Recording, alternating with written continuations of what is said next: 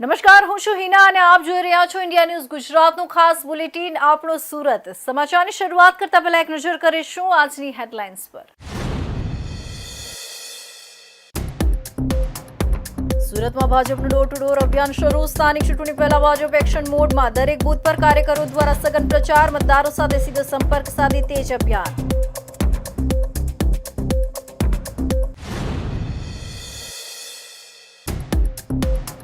રેસ્ટોરન્ટમાં શુદ્ધ અને એનાલોગ પનીર માટે અલગ બેનર ફરજિયાત. આરોગ્ય મંત્રીના આદેશ બાદ ફૂડ સેફ્ટી પર કડક કાર્યવાહી. હવે ગ્રાહક પોતાની પસંદગી પ્રમાણે પનીર પસંદ કરી શકશે.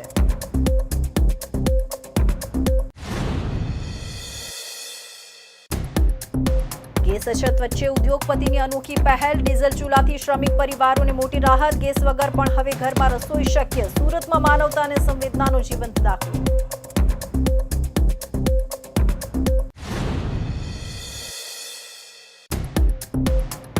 $47.74 કરોડનું આંતરરાષ્ટ્રીય ફ્રોડ નેટવર્ક ઝડપાયું. BSc પાસ 22 વર્ષીય યુવાન સાયબર ઠગ ગેંગનો કેશ કલેક્ટર નીકળ્યો. કાઉન્ટિંગ મશીન, 40 સિમ કાર્ડ, 18.50 લાખની રોકડ જપ્ત.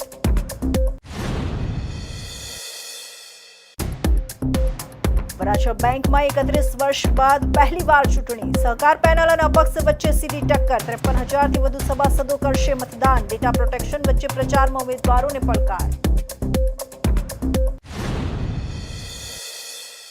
અને હવે જોઈશું સમાચાર વિસ્તારથી.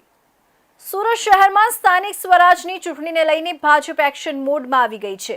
આજથી ભાજપ દ્વારા ડોર ટુ ડોર જનસંપર્ક અભિયાનનો પ્રારંભ કરવામાં આવ્યો છે. શહેરના દરેક વોર્ડ અને બૂથ લેવલે કાર્યકરોને મેદાનમાં ઉતારી ઘર ઘર સુધી પહોંચાડવાનો પ્રયાસ શરૂ કર્યો છે. મતદારો સાથે સીધો સંપર્ક સાધી પ્રચારને વધુ મજબૂત બનાવવામાં આવી રહ્યો છે. સુરત શહેરમાં સ્થાનિક સ્વરાજ્યની ચૂંટણીને ધ્યાનમાં રાખીને ભારતીય જનતા પાર્ટી ભાજપ એક્શન મોડમાં આવી ગઈ છે. શહેરમાં આજથી ભાજપ દ્વારા ડોર ટુ ડોર જનસંપર્ક અભિયાનનો શ્રી ગણેશ કરવામાં આવ્યો છે. મતદારો સુધી સીધો સંપર્ક સાધી સરકારની યોજનાઓ અને પાર્ટીના કાર્યનો પ્રચાર કરવાનો હેતુ રાખી આ અભિયાન શરૂ કરવામાં આવ્યું છે. ભાજપ દ્વારા આ વખતે પ્રચાર માટે માઇક્રો પ્લાનિંગ પર ખાસ ભાર મૂકવામાં આવ્યો છે. માત્ર મોટા નેતાઓ સુધી મર્યાદિત રહેવા બદલે બૂથ લેવલના કાર્યકરોને પણ સક્રિય બનાવી સમગ્ર સંગઠનને મેદાનમાં ઉતારવામાં આવ્યું છે.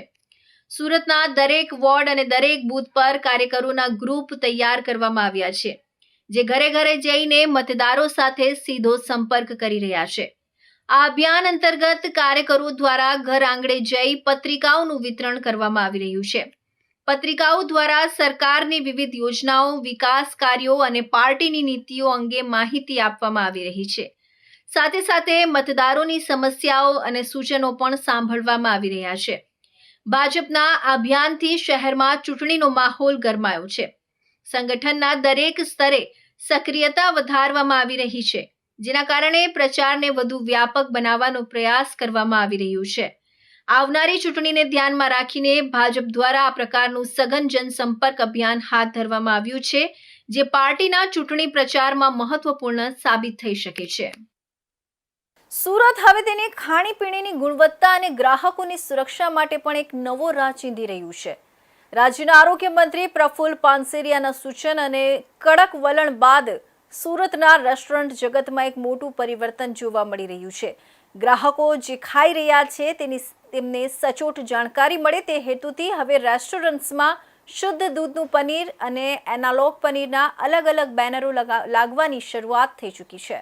છેલ્લા ઘણા સમયથી food safety and standards authority of India અને સ્થાનિક આરોગ્ય વિભાગને ફરિયાદો મળી રહી હતી કે અનેક રેસ્ટોરન્ટ્સ અને હોટલોમાં પનીરના નામે એનાલોગ પનીર પીરસવામાં આવે છે. એનાલોગ પનીર દેખાવમાં અને સ્વાદમાં શુદ્ધ પનીર જેવું જ લાગે છે, પરંતુ તે દૂધને બદલે વનસ્પતિ તેલ, ફેટ અને મિલ્ક પાવડરના મિશ્રણથી બનાવવામાં આવે છે. આ બાબતને ગંભીરતાથી લઈને આરોગ્ય મંત્રી પ્રફુલ્લ પાનસેરિયાએ સ્પષ્ટ સૂચના આપી હતી કે જો કોઈ રેસ્ટોરન્ટ એનાલોગ પનીરનો ઉપયોગ કરતા હોય તો તેણે ગ્રાહકોને તેની જાણ કરવી ફરજિયાત છે. આદેશના અમલીકરણની સૌથી પહેલી અસર સુરત રેલવે સ્ટેશન વિસ્તારમાં જોવા મળી છે. રેલવે સ્ટેશન પર આવતા હજારો મુસાફરો અહીંની રેસ્ટોરન્ટ્સમાં ભોજન લેતા હોય છે. સ્ટેશન સ્થિત કેટલીક અગ્રણી રેસ્ટોરન્ટ્સ દ્વારા ગેટ પર અને મેનુ કાર્ડની બાજુમાં મોટા અક્ષરે બેનરો લગાવવામાં આવ્યા છે, જેમાં સ્પષ્ટ લખવામાં આવ્યું છે કે અમારે ત્યાં શુદ્ધ દૂધના પનીરનો ઉપયોગ કરવામાં આવે છે અથવા અમારે ત્યાં એનાલોગ પનીરનો ઉપયોગ કરવામાં આવે છે. કેટલીક મોટી રેસ્ટોરન્ટ્સમાં તો બંને પ્રકારના પનીરના વિકલ્પો ઉપલબ્ધ રાખવામાં આવ્યા છે. ગ્રાહક પોતાની પસંદગી અને બજેટ મુજબ કયા પનીરની સબ્જી ખાવી છે તે જાતે નક્કી કરી શકે છે. आज हेल्थ डिपार्टमेंट से हमको इंस्ट्रक्शन ऐसा मिला कि 2 प्रकार के पनीर है, जिसमें एक शुद्ध दूध का पनीर बनता है और दूसरा एक तेल से बनता है, उसको एनालॉग पनीर का नाम दिया गया है.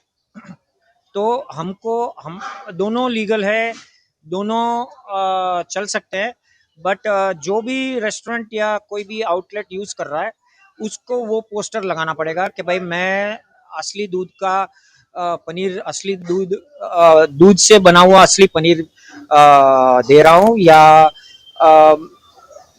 तेल का बना हुआ जो एनालॉग पनीर है वो मैं यूज़ कर रहा हूँ.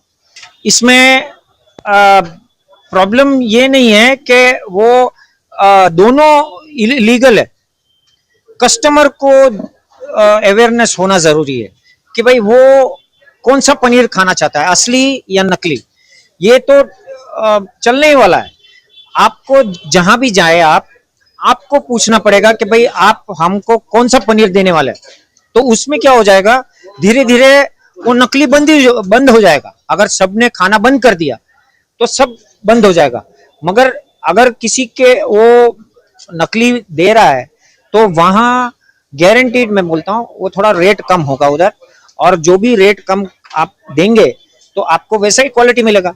आपको अगर अच्छा क्वालिटी चाहिए तो आपको ज्यादा रेट देना पड़ेगा. ये दोनों, एक तो दूध का बना हुआ असली है और ये जो दूसरा है वो तेल का बना हुआ आता है, मतलब पाम ऑयल और हाइड्रोजनेटेड फैट यूज करते हैं इन लोग. तो लंबे टाइम में आपको हार्ट का प्रॉब्लम और आर्टरीज ब्लॉकेज वगैरह सब होने का शक्य अवश्य होगा. હું ઘણા વખતથી અહીં આવું છું, જ્યારે પણ સુરત આવું છું ત્યારે અમારો બ્રેકફાસ્ટ લંચ અહીંયા જ હોય છે. અને આ બહુ મ્યુનિસિપલ કોર્પોરેશન જે પણ કરેલું છે એ બહુ સારું કરેલું છે, જેથી કરીને લોકોને, કસ્ટમરને ખબર પડે કે અહીંયા સાચી વસ્તુ વપરાય છે અને એ લોકો માટે બહુ જરૂરી છે. એનાલોગ જે બનાવે છે પનીરમાં એ જે છે એમાં પામ ઓઇલ અને એ બધું યુઝ થાય છે, જે શરીર માટે બહુ હાનિકારક છે. જ્યારે શુદ્ધ દૂધમાંથી બનેલું પનીર જે છે એ તમારા હેલ્થ માટે પણ બહુ એટલું જ સારું છે. અને રૂપામાં હંમેશા તમને સારી અને ક્વોલિટી પ્રોડક્ટ તમને જોવા મળશે. લોકોને એ જ કહેવા માગું છું કે 2 પૈસા વધારે ખર્ચો પણ સારી અને ક્વોલિટી પ્રોડક્ટ ખાઓ કે જે તમારા હેલ્થ માટે સારામાં સારી હોય અને દવા પાછળ પૈસા ખર્ચવા ના પડે. દરેક જગ્યાએ મ્યુનિસિપલ કોર્પોરેશને ફરજિયાતપણે પોસ્ટર લગાવવા જોઈએ કે જેથી કસ્ટમરને પણ અવેરનેસ થાય. એ બહુ જરૂરી છે કે સારી વસ્તુ બધી જગ્યાએ વપરાય અને લોકોને ખબર પડે કે અહીંયા સારી વસ્તુ મળે છે. એના માટે હું મ્યુનિસિપલ કોર્પોરેશનનો ધન્યવાદ કરું છું કે એમણે આ બીડું ઝડપ્યું છે. શુદ્ધ પનીર સંપૂર્ણપણે ગાય કે ભેંસના દૂધને ફાડીને બનાવવામાં આવે છે. તેમાં કુદરતી પ્રોટીન, કેલ્શિયમ અને દૂધના પોષક તત્વો હોય છે. તેની કિંમત પણ વધુ હોય છે. એનાલોગ પનીરમાં દૂધના કુદરતી ફેટને કાઢીને તેની જગ્યાએ સસ્તું પામ ઓઇલ કે અન્ય વનસ્પતિ તેલ ઉમેરવામાં આવે છે. આ પનીર બનાવવાનો ખર્ચ ખૂબ ઓછો આવે છે, જેથી તે બજારમાં સસ્તું મળે છે. સ્વાસ્થ્યની દ્રષ્ટિએ વધુ પડતું એનાલોગ પનીર ખાવું હિતાવહ નથી, કારણ કે તેમાં પ્રોસેસ્ડ ફેટનું પ્રમાણ વધુ હોય છે. તો સુરતમાંથી માનવતાભરી ઘટના સામે આવી છે જે દિલને સ્પર્શી જાય તેવી છે. ગેસના બાટલાની અછત વચ્ચે મુશ્કેલીમાં મુકાયેલા શ્રમિક પરિવારો માટે હવે આશાનો કિરણ દેખાયો છે.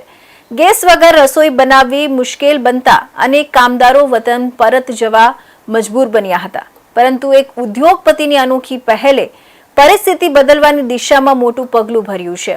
ડીઝલ અને ઓઇલથી ચાલતા ખાસ ચૂલાની મદદથી હવે શ્રમિકોના ઘરમાં ફરી રસોઈ બનવા લાગી છે. હીરાનગરી અને ઉદ્યોગ નગરી તરીકે ઓળખાતું સુરત આજે એક અનોખી સંવેદનાનું સાક્ષી બન્યું છે. સામાન્ય રીતે મશીનોના ગળગળાટથી ગુંજતા ઉદ્યોગનગરમાં આ વખતે એક અલગ જ ચિત્ર સામે આવ્યું છે, જ્યાં પીડા, મજબૂરી અને માનવતાનો સુંદર સંગમ જોવા મળ્યો છે. છેલ્લા કેટલાક સમયથી શહેરમાં રાંધણ ગેસના બાટલાની સર્જાયેલી અછતે ખાસ કરીને શ્રમિક વર્ગને ભારે મુશ્કેલીમાં મૂકી દીધો છે. ગેસના અભાવે અનેક પરિવારોમાં રોજનું ભોજન બનાવવું મુશ્કેલ બન્યું છે. પરિસ્થિતિ એટલી ગંભીર બની ગઈ છે કે ઘણા શ્રમિકોએ પોતાનું રોજગાર છોડી વતન પરત જવાનો કઠિન નિર્ણય લીધો છે.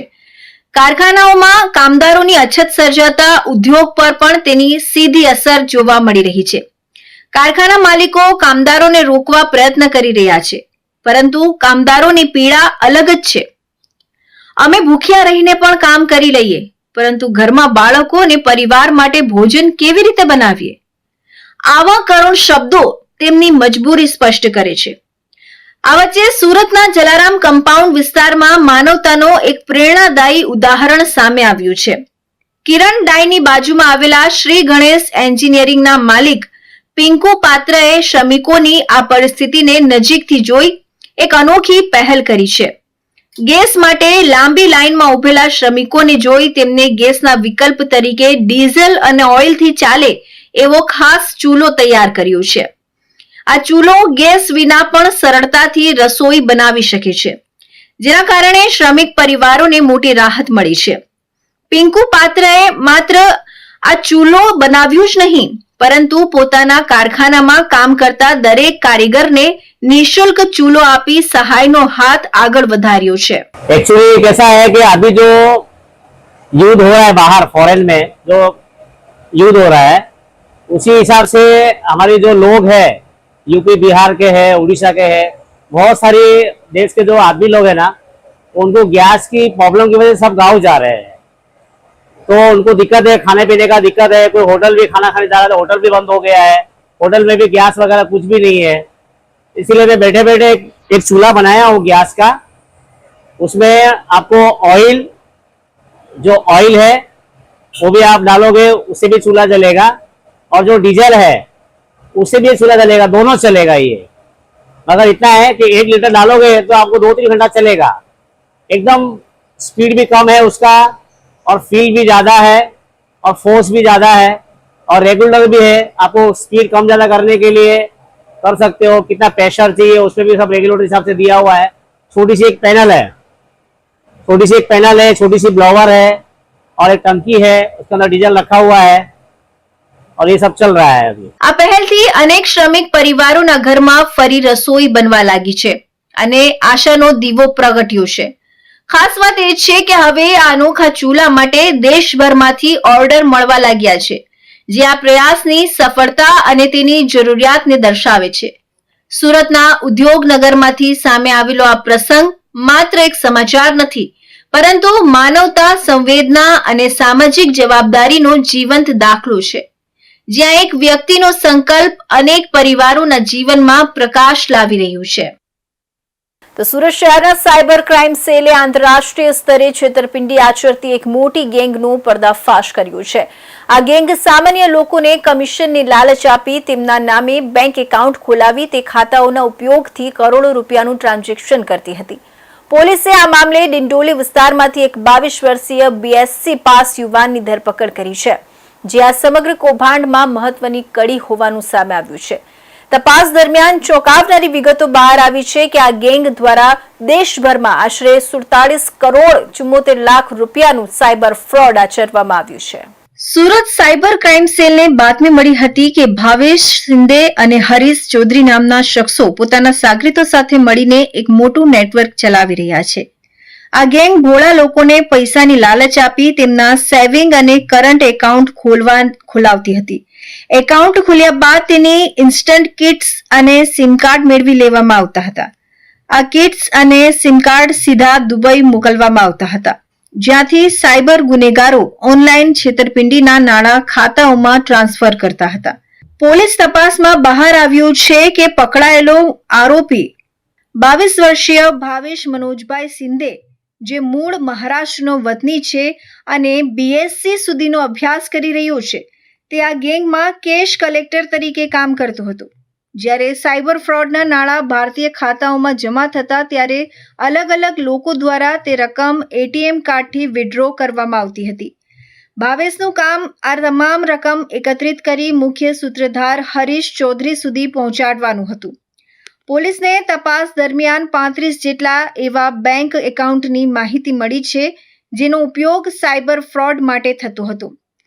આશ્ચર્યજનક વાત એ છે કે NCCRP એટલે કે national cyber crime reporting portal પર આ 35 ખાતાઓ વિરુદ્ધ દેશભરમાંથી કુલ 56 ફરિયાદો નોંધાયેલી છે. આ ખાતાઓ દ્વારા અત્યાર સુધીમાં અંદાજે 47 કરોડ 74 લાખ રૂપિયાનું ટ્રાન્ઝેક્શન થયું હોવાનું સામે આવ્યું છે. આ આંકડો હજુ પણ તપાસમાં વધી શકે તેવી શક્યતા છે.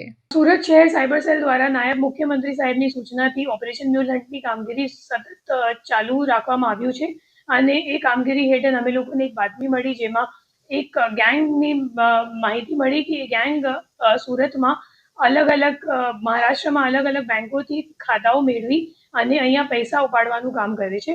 આ બાદની હકીકત મેળવતા અમે લોકોએ પરમ દિવસે એક રેડ કર્યું. એ રેડમાં ભાવેશ શિંદે કરીને એક મહારાષ્ટ્રનું નેટિવ છે એમની ધરપકડ કરવામાં આવી છે. એમની ભૂમિકા એવી રીતની હતી કે જે લોકો ATM કાર્ડથી પૈસા ઉપાડે છે તો એમનેથી કેશ લેવાનું કામ ભાવેશ કરતો હતો અને ભાવેશ પછી આ કેશ હરીશ ચૌધરીને આપતો હતો. તો આપણી ટીમ પછી હરીશ ચૌધરીને ઘરે પણ ગઈ અને હરીશ ત્યાં મળ્યું નથી, પણ એમના રૂમમાં અમે લોકોને 18.5 લાખ જેટલું રોકડ રૂપિયા મળ્યું છે. એના સિવાય 9 ફોન અને કેશ કાઉન્ટિંગ મશીન, એના સિવાય 40 સિમ કાર્ડ અને કુછ 35 જેટલા અકાઉન્ટની માહિતી પણ મળી. 35 અકાઉન્ટમાં કુછ 56 ફરિયાદો NCCRP કમ્પ્લેન્ટ ઉપર દાખલ છે અને જે ફ્રોડની રકમ છે એ 47 કરોડ 74 લાખ જેટલીની છે અને હાલ આ દિશામાં તપાસ ચાલુ છે કેમ કે જે બે નાસ્તા ફરતા આરોપી છે હરીશ ચૌધરી અને ઋષિકેશ ચૌધરી એ બંને જણા અગાઉ પણ ઈડીના એક કેસમાં જે ગેમિંગનો કેસ હતું 4 વર્ષ પહેલાનું, તો એમાં એ લોકો અરેસ્ટ થઈ ચૂક્યા છે ઓલરેડી. એમને મતલબ ગુનાહિત ઇતિહાસ છે એમની વિરુદ્ધ અને હજી એમને પકડવા માટેની અમે લોકોની તપાસ ચાલુ છે. આ કેસમાં હરીશ ચૌધરી અને ઋષિકેશ ચૌધરી નામના બે મુખ્ય આરોપીઓ હજુ પોલીસ પકડથી દૂર છે. ડીસીપી જેને વધુમાં ઉમેર્યું હતું કે આ બંને આરોપીઓ અગાઉ 4 વર્ષ પહેલા ઈડી દ્વારા નોંધાયેલા એક મોટા ગેમિંગ કૌભાંડમાં પણ સામેલ હતા. તેમનો ગુનાહિત ઇતિહાસ જોતા આ એક વ્યવસ્થિત આંતરરાષ્ટ્રીય સિન્ડિકેટ હોવાનું જણાય છે. હાલમાં પોલીસ આ બંને ફરાર આરોપીઓને પકડવા માટે અલગ અલગ ટીમો બનાવી શોધખોળ કરી રહી છે. તો હવે સમય છે એક વિરામનો.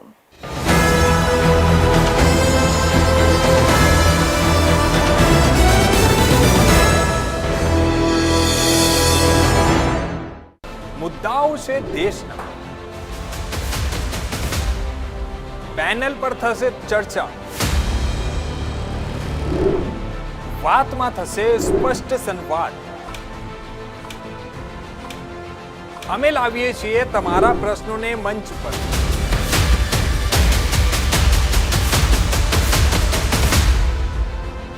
કેમ કે સમસ્યા તમારી, લડત તમારી. જુઓ મારી સાથે ફક્ત इंडिया न्यूज गुजरात पर.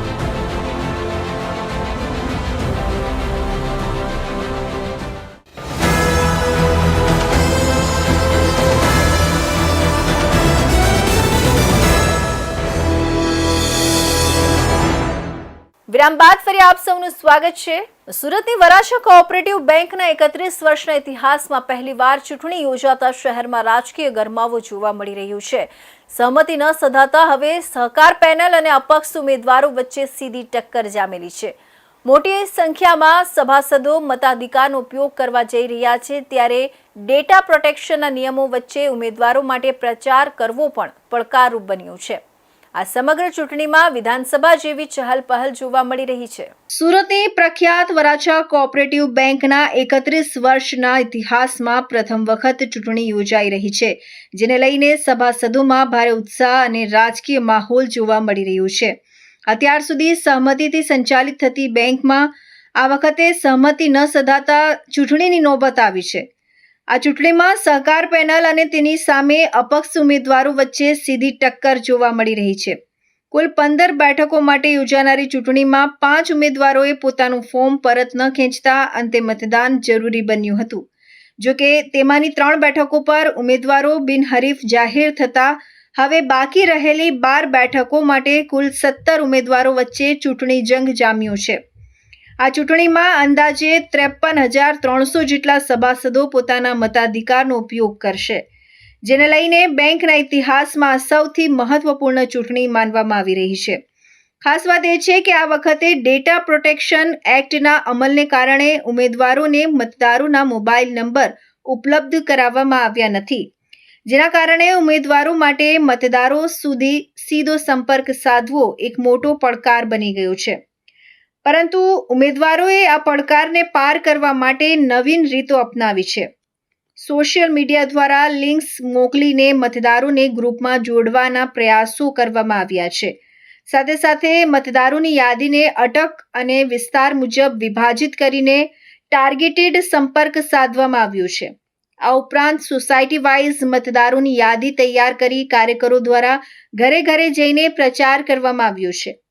માત્ર 25,000 જેટલા મતદારો સુધી પહોંચવા માટે જ એક પેનલ દ્વારા અંદાજે 200 જેટલા કાર્યકરોને મેદાનમાં ઉતારવામાં આવ્યા હતા, જે ચૂંટણીની ગંભીરતા અને સ્પર્ધાનું પ્રતિબિંબ દર્શાવે છે. 1955ની અંદર વરાછા રોડના આગેવાન એવા શ્રી પીબી ઢાકેચા સાહેબ, વલ્લભભાઈ સવાણી, બાબુભાઈ ઓથા, પ્રભુદાસભાઈ, આ બધા જ વડીલોએ આ બેંકની શરૂઆત કરેલી. 31 વર્ષ સુધી આ બેંક અવિરત સેવાઓ એમના સભાસદોને પૂરી પાડેલી. આજે 65,000 કરતાં વધારે સભાસદો, 30 કરતાં વધારે બેંકો અલગ અલગ શાખાઓ કાર્યરત છે. આજે બેંકના ડાયરેક્ટરનું ઇલેક્શનનું મતદાન છે. સવારથી ખૂબ ઉત્સાહથી મતદારો, સભાસદો મતદાન કરી રહ્યા છે. 8 વાગ્યાથી સતત લાઈન છે. મતદાન કુટીર સુધી પહોંચવામાં 1 કલાક અત્યારે મતદાન મથક સુધી પહોંચવામાં વાર લાગી રહી છે. આ બતાવે છે વરાછા કોઓપરેટિવ બેંક ઉપર સભાસદોનો ટ્રસ્ટ. વાતાવરણ ડોળો કરવા માટેના પ્રયત્નો હતા કે ભાઈ વરાછા બેંકને જે ખોટી રીતે સોશિયલ મીડિયાના માધ્યમથી પ્રચાર કરીને જે અલગ અલગ વાતો કરવામાં આવતી હતી, એ વાતોનો આ જવાબ છે સભાસદોનો. અને સભાસદોએ આ બેંક ઉપર જે ટ્રસ્ટ વ્યક્ત કર્યો છે એનું આ ઉદાહરણ છે. આજે આ મતદાનની એટલી જનજાગૃતિના કારણે આપણે કહી શકીએ. આ સમગ્ર ચૂંટણી પ્રક્રિયામાં વિધાનસભા કે લોકસભા જેવી ગરમાવો અને રાજકીય ચહલપહલ જોવા મળી રહી છે. વરાછા બેંકની આ ચૂંટણી માત્ર બેંકના સંચાલન માટે નહીં, પરંતુ સહકારી ક્ષેત્રમાં નવી દિશા નક્કી કરનાર એક મહત્વપૂર્ણ ઘટના બની રહી છે. તો સુરતના ઉમરાપાલ બ્રિજ પર ગમખ્વાર અકસ્માત સર્જાયો છે. સ્વિફ્ટ કાર ચલાવતી મહિલાએ સ્ટીયરિંગ પરનો કાબુ ગુમાવતા કાર બેકાબુ બની ડિવાઈડર પર ચડી ગઈ હતી. અકસ્માતમાં મહિલાને સામાન્ય ઈજાઓ પહોંચતા તેમને સારવાર માટે હોસ્પિટલમાં ખસેડવામાં આવ્યા છે. સુરત શહેરમાં બેફામ વાહન ચાલકોના કારણે અકસ્માતોની ઘટનાઓમાં સતત વધારો નોંધાઈ રહ્યો છે. આવી જ એક ઘટના ગઈકાલે રાત્રે ઉમરાપાલ બ્રિજ પર બની હતી, જ્યાં એક કાર ચાલક મહિલાએ સ્ટીયરિંગ પરનો કાબુ ગુમાવતા અકસ્માત સર્જાયો હતો. મળતી માહિતી મુજબ ઉમરાથી પાલ તરફ જતી લેન પર એક સ્વિફ્ટ કાર ચાલતી હતી. દરમિયાન કાર ચલાવતી મહિલાએ અચાનક સ્ટીયરિંગ પરનો નિયંત્રણ ગુમાવી દીધો હતો, જેના કારણે કાર બેકાબુ બની જઈ બ્રિજના ડિવાઈડર પર ચડી ગઈ હતી.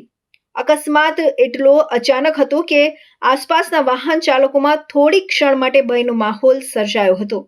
આ ઘટનામાં સદનસીબે કોઈ જાનહાનિ થઈ નથી. કાર ચલાવતી મહિલાને સામાન્ય ઈજાઓ પહોંચી હતી. ઘટનાની જાણ થતાં તાત્કાલિક રાહત કામગીરી હાથ ધરાઈ અને મહિલાને પ્રાથમિક સારવાર માટે નજીકની હોસ્પિટલમાં ખસેડવામાં આવી હતી. આ અકસ્માતે ફરી એકવાર શહેરમાં બેફામ અને બેદરકાર વાહન ચાલક અંગે પ્રશ્નો ઊભા કર્યા છે.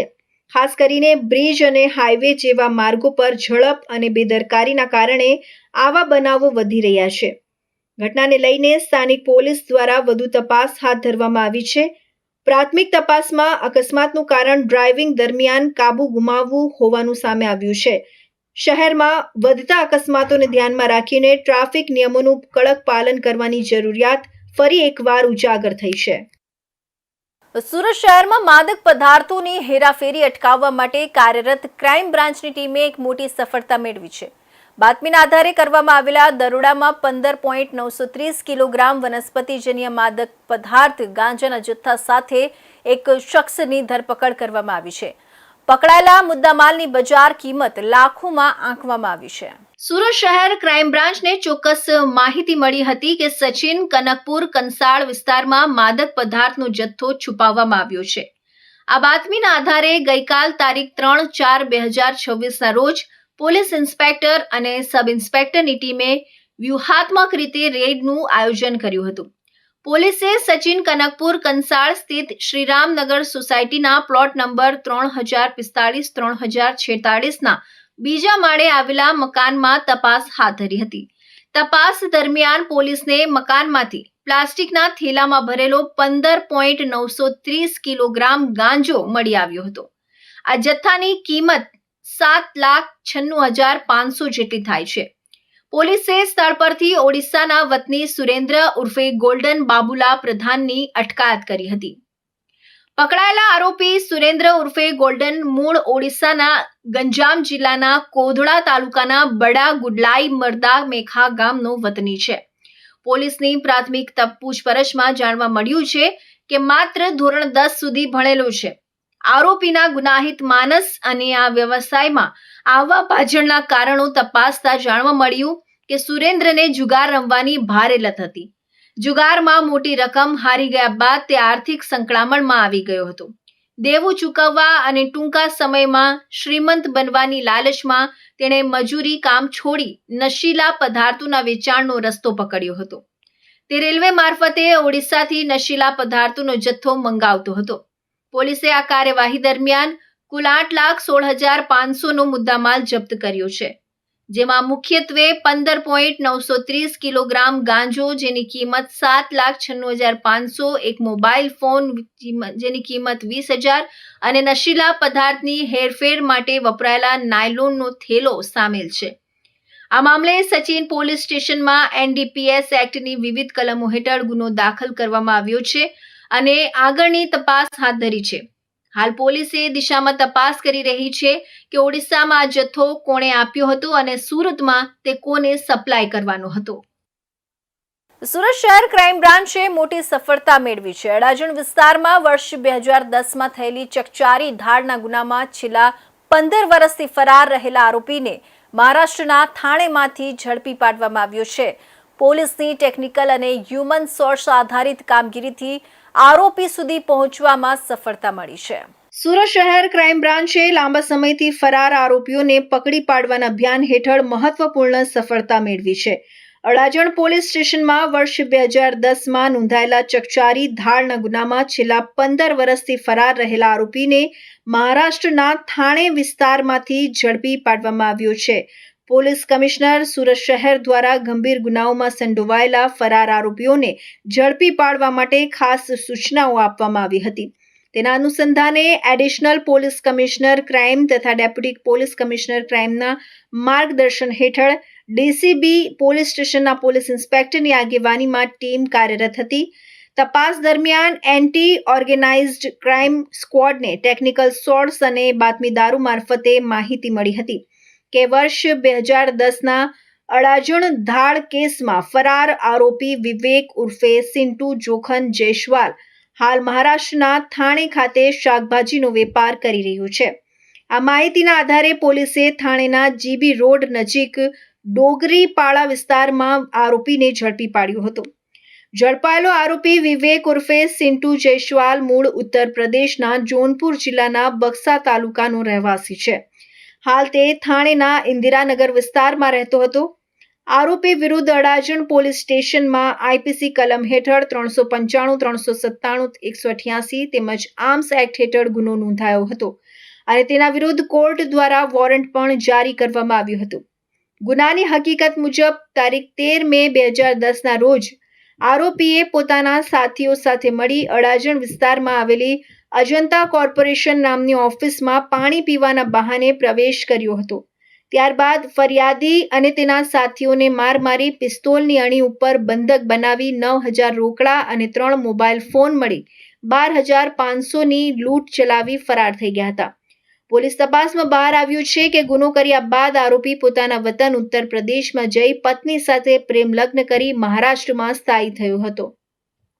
પોલીસ પકડથી બચવા માટે તેણે પોતાના પરિવાર અને સગા સંબંધીઓ સાથેનો સંપર્ક પણ તોડી નાખ્યો હતો.